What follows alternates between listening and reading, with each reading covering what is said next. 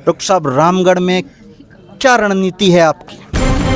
और इसलिए मैंने स्वाभाविक तौर पर एक भावनात्मक अपील लोगों से की थी कि मैं अब भविष्य में राजनीतिक तौर पर यहाँ काम नहीं करूँगा। सामाजिक आप खुद आमेर से चुनाव हार गए। चुनाव हारने के बाद आप में निराशा थी और आपने खुद सोशल मीडिया पर लिखा था कि अब चुनाव नहीं लड़ रहे हैं यहाँ से हम। लेकिन आप लंबा राजनीतिक अनुभव रखते हैं। आपकी पार्टी की सरकार को लगभग 11 महीना हो चुके हैं।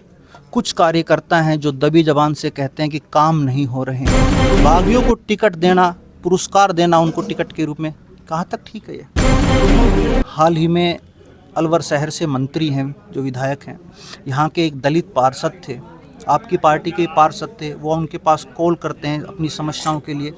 मंत्री साहब का जवाब होता है धरना दो, धरना दो। इसको लेकर आप भोजन के साथ साथ अलवर की राजनीति का कैसा स्वाद लग रहा है आपको? धरातल से जुड़े हुए नेता किस प्रकार धरातल पर रहकर कार्यकर्ताओं के घर जाते हैं, खाना खाते हैं, कार्यकर्ता और आम जनता के दिलों में राज करते हैं। ऐसे ही राजस्थान के एक वरिष्ठ नेता डॉक्टर सतीश पूनिया जी आज हमारे साथ जुड़े हैं। सतीश पूनिया जी राजस्थान ही नहीं, हरियाणा में भी परचम लहरा चुके हैं। रामगढ़ उपचुनाव में अब वो अपना दमखम दिखाने जा रहे हैं। डॉक्टर साहब, रामगढ़ में क्या रणनीति है आपकी? रामगढ़ में वही रणनीति जो हरियाणा में थी।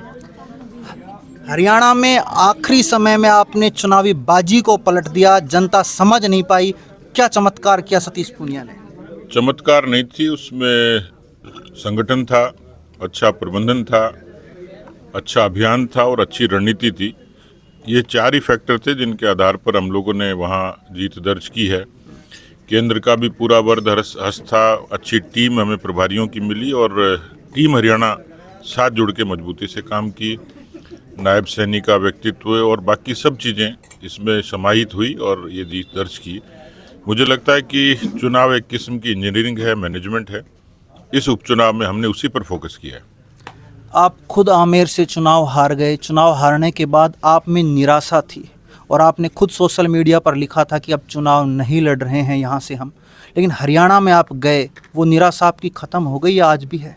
खिलाड़ी के नेता के समाज के जीवन में ऐसी बहुत सारी परिस्थितियां आती हैं जब कई बार उसको आत्ममंथन करना होता है। मैं न तो राजनीति से विमुख था, न समाज से, न पार्टी से। एक तात्कालिक प्रतिक्रिया थी और उस पर मैं कायम हूं कि मैं भविष्य में अभी आमेर से राजनीतिक तौर पर मैं चुनाव नहीं लड़ूंगा।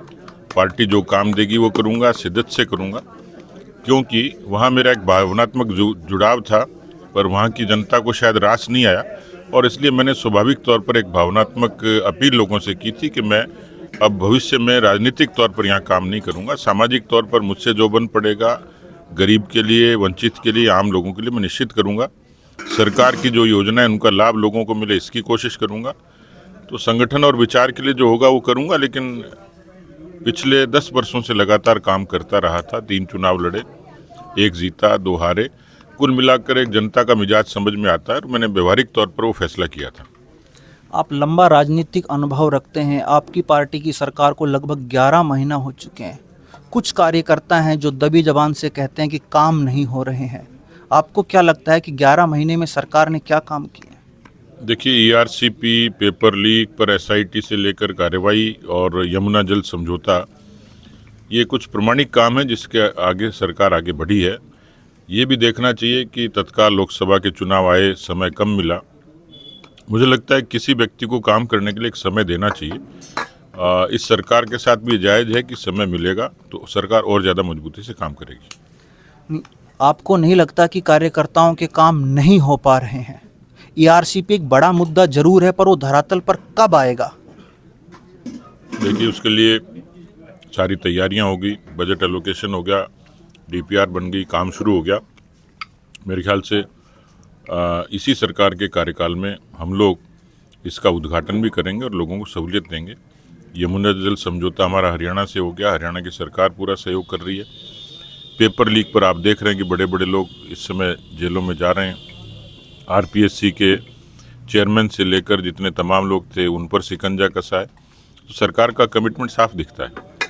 रामगढ़ उपचुनाव में सीधे मुकाबला भाजपा और कांग्रेस में है। वहाँ का दलित वोट बैंक बहुत बड़ा वोट बैंक है जो निर्णायक भूमिका में है। क्या आपके साथ रहेगा अब की बार वो? क्योंकि आपने उसके 2 नेताओं को, क्योंकि सुखवंत सिंह भी पिछली बार आसपास से चुनाव लड़े थे, वो दलित वोट बैंक के भरोसे लड़े थे, अब वो आपकी पार्टी में आ गए। सुखवंत सिंह पार्टी के ही कार्यकर्ता हैं और पहले भी लंबे समय तक पार्टी में काम ही किया है, चुनाव भी पार्टी के टिकट से लड़े ही हैं। जहाँ तक दलितों का सवाल है, वोट बैंक की राजनीति की तो मैं नहीं कहता, लेकिन मोदी सरकार से लेके और भारतीय जनता पार्टी की प्रदेश की सरकार ने उन तमाम तबकों के लिए उत्थान के लिए जो योजनाएं लागू की, उनका असर स्वाभाविक तौर पर उनके ऊपर है। हाल ही में अलवर शहर से मंत्री हैं, जो विधायक हैं, यहाँ के एक दलित पार्षद थे, आपकी पार्टी के पार्षद थे, वो उनके पास कॉल करते हैं अपनी समस्याओं के लिए, मंत्री साहब का जवाब होता है धरना दो धरना दो। इसको लेकर आप क्या कहेंगे? मैं उसके बारे में अपडेट नहीं हूँ, उसकी जानकारी लूँगा फिर कहूँगा। सतीश पूनिया जी, 7 विधानसभा उपचुनाव में किस रणनीति के तहत काम कर रहे हैं और कितनी सीटें आप जीत रहे हैं? मैंने बताया था कि संगठन की रचना को ठीक किया है, प्रबंधन ठीक किया है, रणनीति और बेहतर करी है, कैंपेन पार्टी का दूसरे दलों से अच्छा है और इसमें ये कह सकता हूँ कि अधिकांश सीटें हम लोग उपचुनाव में जीतेंगे। पूनिया जी, आप अच्छी राजनीति करते हैं, राजनीतिक लोग पार्टियां बदल लेते हैं, बगावत करते हैं, उसके बाद वापस अपनी पार्टी में आ जाते हैं और भाजपा ने उन्हीं लोगों को टिकट दिया। आप थानागाजी देख लीजिएगा, बानसूर देख लीजिएगा, हाल फिलहाल आप रामगढ़ देख रहे होंगे, बागियों को टिकट देना, पुरस्कार देना उनको टिकट के रूप में, कहाँ तक ठीक है ये? नहीं, पुरस्कार नहीं होता, इसमें एक व्यवहारिक पक्ष होता है कि चुनाव हम जीतने के लिए लड़ते हैं और इसलिए आज के युग की राजनीति में जनसंघ में तो संभव था, पर इतने लंबे अंतराल के बाद जब पार्टी पूरे देश में, और हमारे लिए जीतना जरूरी है और जीतना केवल सरकार के लिए नहीं, विचार के लिए जरूरी है, क्योंकि लोगों ने इसको लड़ाई विचार की बना दी थी और उस लड़ाई को जीतने के लिए, युद्ध को जीतने के लिए जो भी जायज पक्ष होगा उसको हम लोग करेंगे। भोजन के साथ साथ अलवर की राजनीति का कैसा स्वाद लग रहा है आपको? अलवर की राजनीति खट्टी मीठी है, आनंद आ रहा है। ये थे हमारे साथ भाजपा के वरिष्ठ नेता doctor Satish Poonia ji. Sandeep Yadav, voice of Pratigya, Alwar.